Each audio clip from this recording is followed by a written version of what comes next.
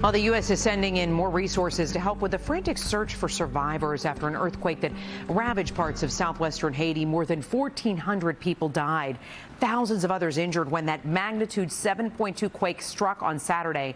Officials say more than 37,000 homes were either damaged or destroyed.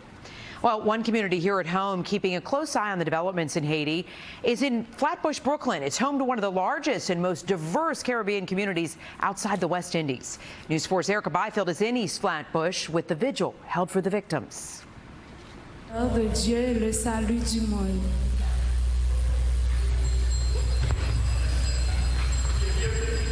The weekend 7.2 earthquake that rocked Haiti continues to send aftershocks hundreds of miles away in Flatbush, Brooklyn, especially where Nostrand and Newkirk Avenues meet in Little Haiti.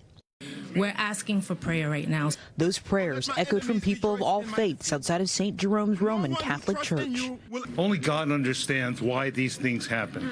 We stand here together in praying for a quick recovery for Haiti. This community is filled with people with deep ties. They know the missing and the dead.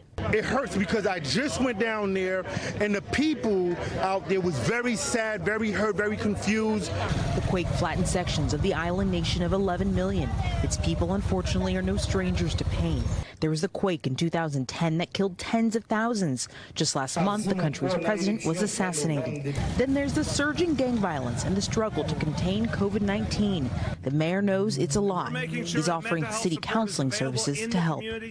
And we'll do it as long as it takes. We also heard calls for aid, not politics.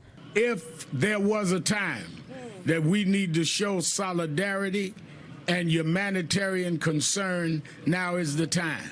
Reverend Al Sharpton's group, the National Action Network, is going to put up $10,000 to help. All across the city, donation drives are underway. The plan is to collect for 2 weeks while the logistics get worked out.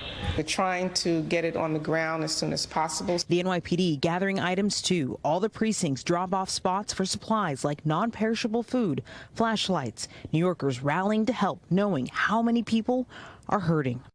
I want people to think about what would happen if you were there. Erica Byfield, News 4, New York.